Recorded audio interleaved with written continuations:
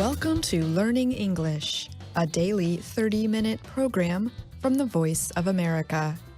I'm Ashley Thompson. This program is aimed at English learners, so we speak a little slower and we use words and phrases especially written for people learning English. Today on the program, Jonathan Evans tells us about a new Statue of Liberty museum coming to New York City.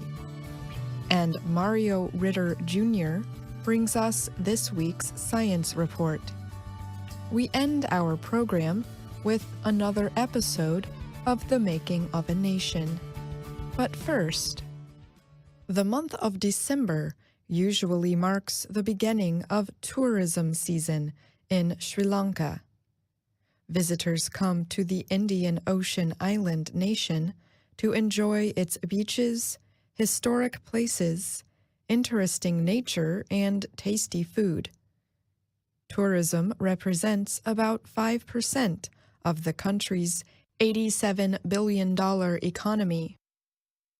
But Sri Lanka's current political environment is keeping visitors away. Observers are worried about the possible economic effects. In late October, Sri Lankan President Maithripala Sirisena dismissed the country's prime minister and appointed a new government. The move came as a surprise.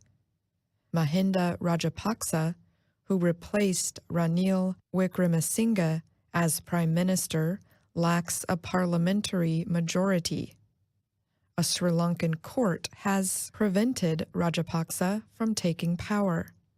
Violence has broken out in parliament, and the 2019 national budget has been delayed.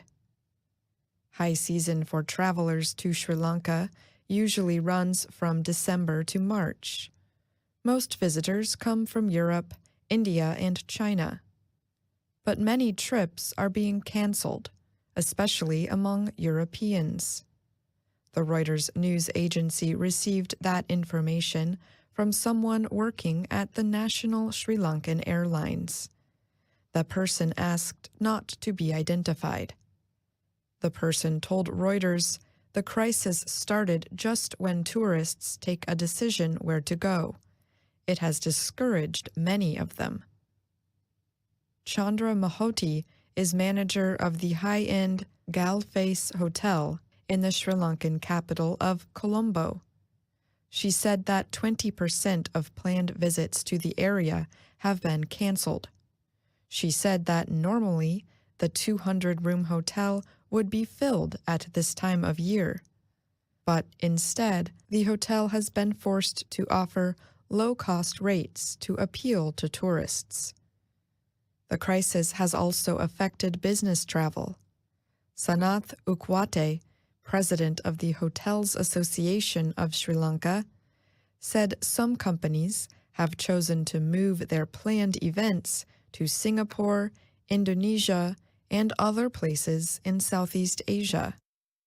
Harith Pereira is president of the Sri Lanka Association of Inbound Tour Operators. He said if the current situation continues, the economic effects will be significant. More than 2.1 million people visited Sri Lanka in 2017, tourism officials say.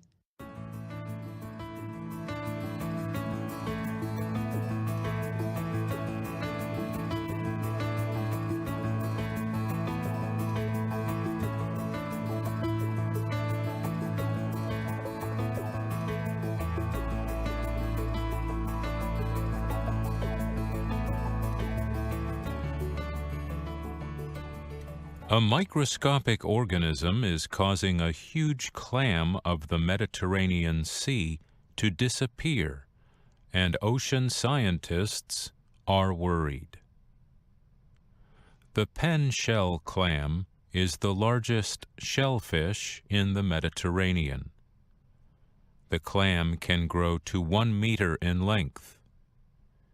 Its shell looks something like a huge feather. For hundreds of years, the clam has provided food and an unusual material called sea silk, which can be used to make a kind of cloth. The clam also cleans water by filtering out organic material from it. The European Union named the pen shell clam a protected species many years ago. The clam has been overfished and has suffered from pollution and destruction of its waters. A ban on hunting the clam also has been poorly enforced. They are harvested for food and for their unusual large shells. The pen shells can live for many years, but they take years to reach reproductive age. Now they are disappearing faster than they can be replaced. A new parasite, which first appeared in 2016, has alarmed experts. It is unclear exactly how the parasite kills the clams. Scientists say it appears to attack the pen shell's digestive system. The clam becomes unable to close its shell and can be attacked by its enemies. Maria Del Mar Otero is with the International Union for Conservation of Nature. She said, in less than a year it wiped out the pen shell population of the Spanish coast.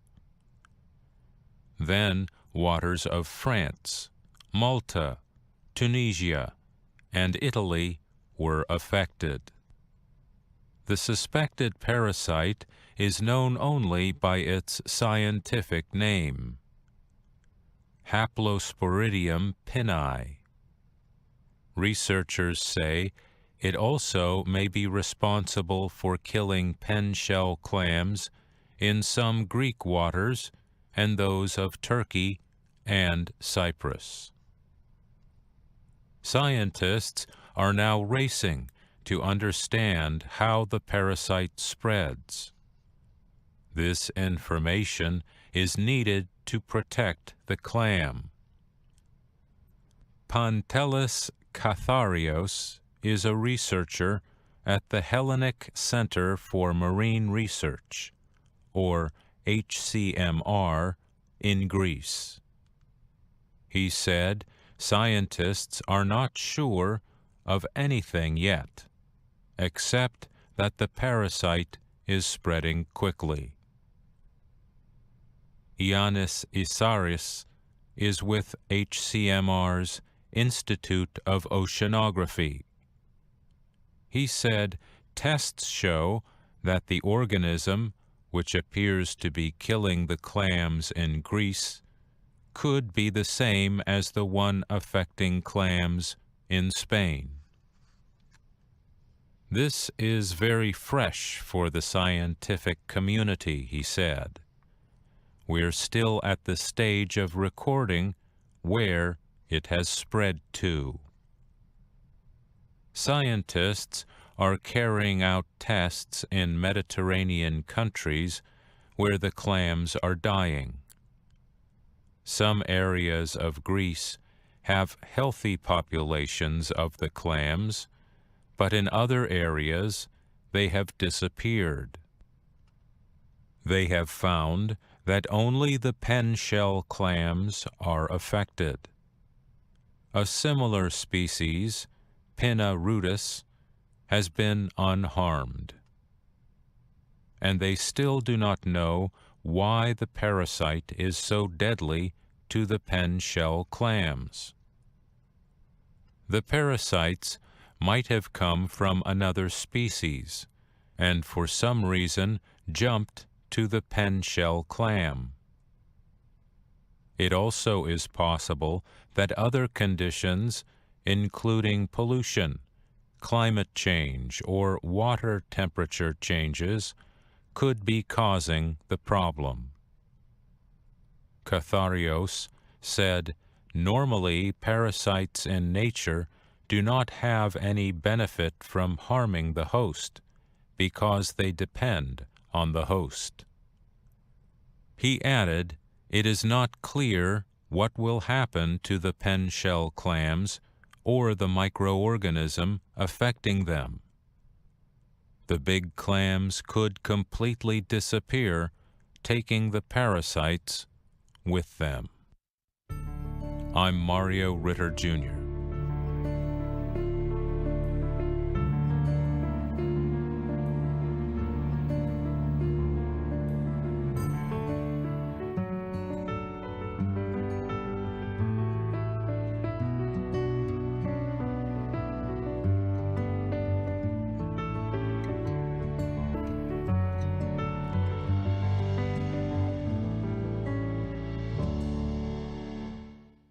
A new 2,400 square meter museum is set to open on New York State's Liberty Island next year.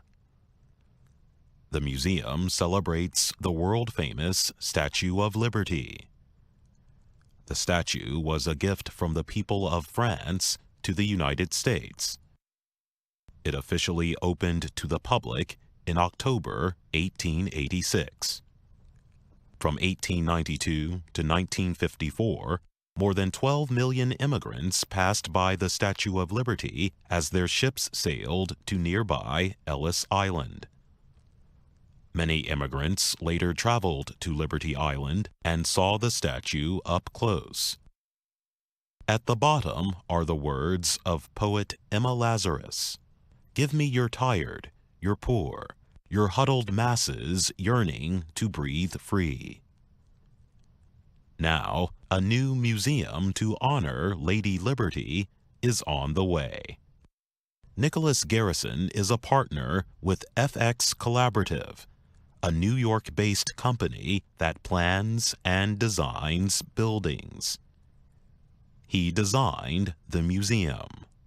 When we first came on the island, we were moved. We saw people on their knees crying because of what this place meant. And it kind of sunk into us that this is a really special, sacred place. About 4.5 million tourists visit Liberty Island every year. But only about 20% are able to go inside the Statue of Liberty because of limited space. The new museum will permit every visitor to know what the inside is like. The museum is expected to open in May 2019. Entering the building, visitors will experience a virtual look inside the head of Lady Liberty. They also have a chance to see a recreation of the workplace of Frédéric Auguste Bartholdi, who created the statue. Museum visitors also will see the 1,600-kilogram torch that lit up New York Harbor for nearly 100 years. It was replaced in 1985. On top of the Statue of Liberty Museum, visitors can have a good look at New York's Lower Manhattan area. Nicholas Garrison says the museum tries to be inspirational unto itself as its own object, while being respectful to the buildings that are here. I'm Jonathan Evans.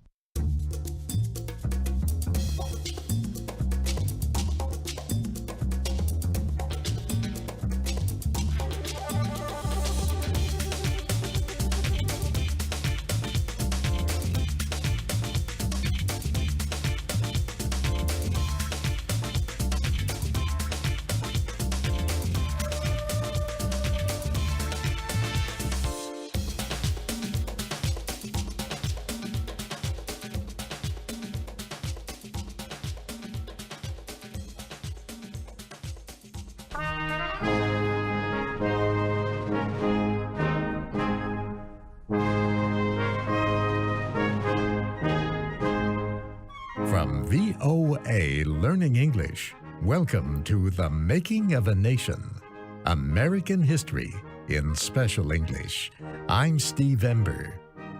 In 1796, the new nation held its third presidential election. George Washington won the first two elections without opposition. But 1796 saw a change in American politics. That year, for the first time, there was more than one candidate for president.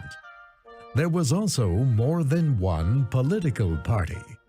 The Federalists were led by former Treasury Secretary Alexander Hamilton, and the Republicans were led by former Secretary of State Thomas Jefferson. John Adams was a Federalist. Most people expected him to win. He was well known throughout the country. He had campaigned for American independence from Britain. He had served as a diplomat in Europe and as the first American minister to Britain. He was George Washington's choice for vice president and had served in that position for both of Washington's terms. But unlike other Federalists, Adams was not loyal to Alexander Hamilton. So Hamilton worked against Adams. Hamilton tried to win support for his own candidate for president. His choice was another Federalist named Thomas Pinckney from South Carolina. At last, the day arrived for counting the votes of the electors. The Federalists were shocked by the results. 71 electors voted for John Adams. 68 voted for Thomas Jefferson. Only 60 voted for Hamilton's choice, Thomas Pinckney. Under the electoral system used at that time, the candidate with the most electoral votes became president. The candidate with the next largest number of votes became vice president. So America's second president would be John Adams, a Federalist, and his vice president would be Thomas Jefferson, a Republican. Jefferson had resigned from public service a few years earlier, but he decided to accept his election as vice president. He wrote to his friend James Madison that he was willing to serve under Adams. Jefferson said he believed Adams was the only man who could stop Alexander Hamilton from becoming president in the next election in 1800. To Adams himself, Jefferson wrote that he valued their long friendship and hoped it would continue. Republican newspapers carried articles that were friendly to Federalist John Adams, the first time they had done so. Adams and Jefferson took office in March 1797. However, some Federalists believed their party's power had come to an end.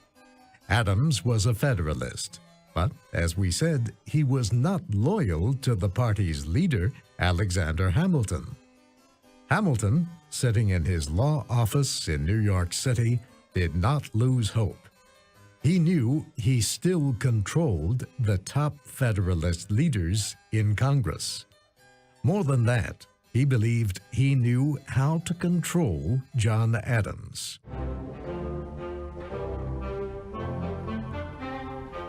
The new president made Hamilton's job easy. Adams kept George Washington's top advisors. The three men who had served in Washington's cabinet would now advise President Adams. Washington had appointed them at Hamilton's request, and they always did what Hamilton told them to do. Historians still cannot explain why John Adams, a man who did not like or trust Alexander Hamilton, kept the three cabinet secretaries. If the secretaries had been men of great ability, then that might be an explanation. But they were not. One was a Secretary of State who knew very little about foreign relations. The second was a Secretary of the Treasury who knew even less about finance. And the third was a Secretary of War who knew nothing about military matters and defense. Adams may have kept these men as an act of party unity, or he may have kept them because he could not get anyone else. Whatever his reason, the decision was politically costly for Adams. The three cabinet secretaries worked together against him. President Adams would tell his cabinet secretaries what he wanted. Then they would secretly go to Alexander Hamilton for their orders. In the end, these secret activities helped destroy the Federalist Party. They also made the administration of John Adams one of the most important periods in the political history of the United States.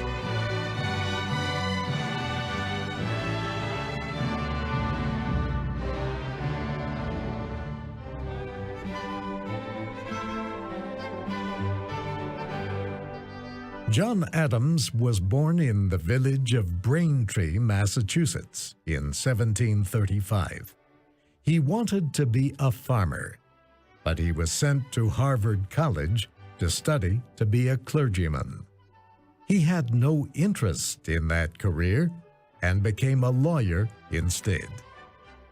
In the years before the American Revolution, John Adams wrote articles about the injustice of British rule.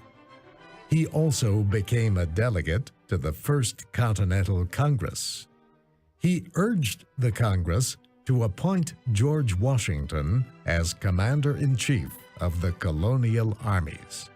He argued for the creation of a navy, and he helped develop the resolutions declaring America's independence. We think of George Washington in his famous farewell address urging Americans to give their loyalty to the United States, to further its interest and not to be loyal to some foreign country. And that was what Adams believed as well. John Ferling is a professor emeritus of history at the University of West Georgia. He has written many books about America's founders, including John Adams. He says Adams wanted Americans to be able to govern themselves through their representatives. Adams was opposed to monarchies, and he was opposed to rule by hereditary nobility. Adams spent most of the Revolutionary War years in Europe. He helped win Dutch recognition of the new American nation. He also negotiated a loan from the Dutch government, as well as a treaty of friendship and commerce.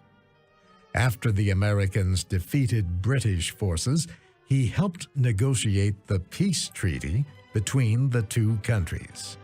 Then he served as the first American minister to Britain.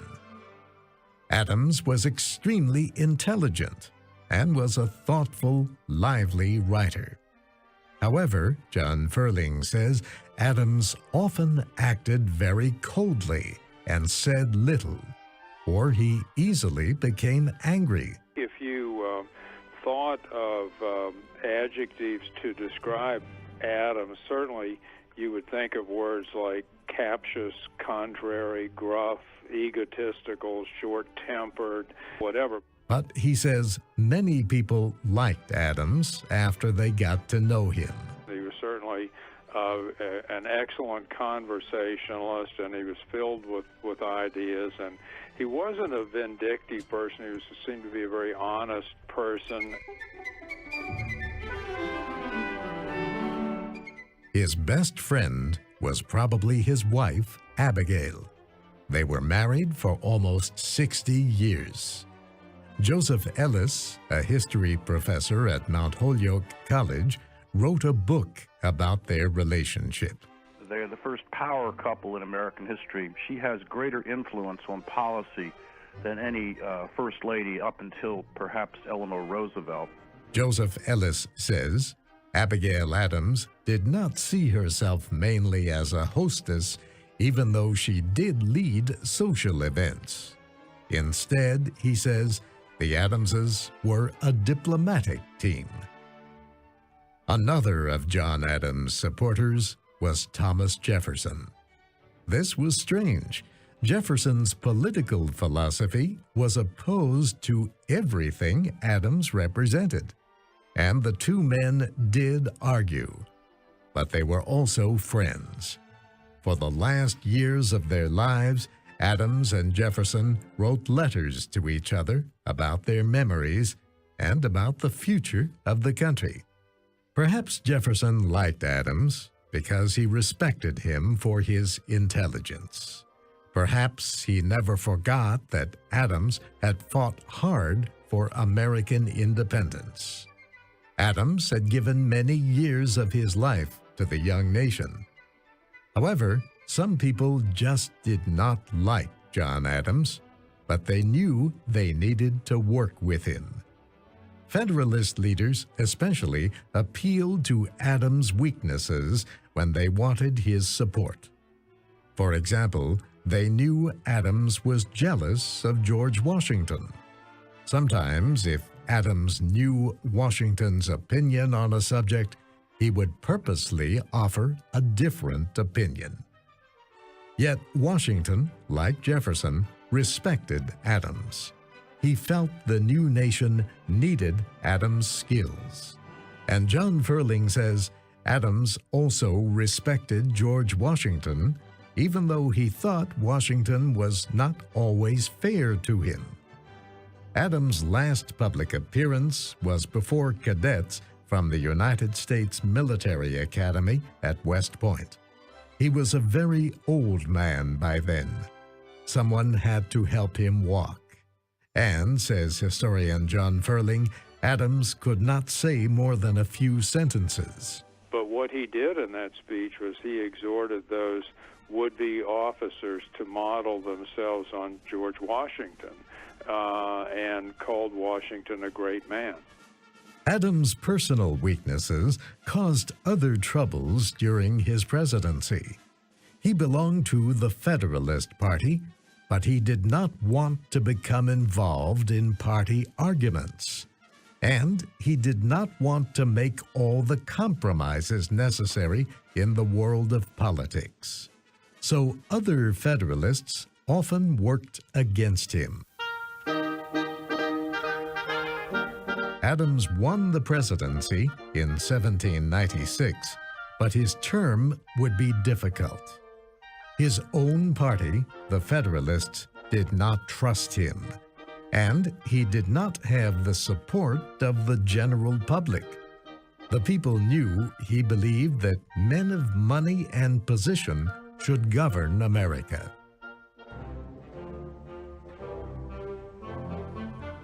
Even so, Adams did not expect the job of president to be easy. In politics, he said, a man must always walk on broken glass and red-hot iron. It is not easy to do this when you're not wearing shoes, but some men must do it. There are many dangerous things that have to be done for our country in these dangerous times. If nobody else will do them, he said, he will.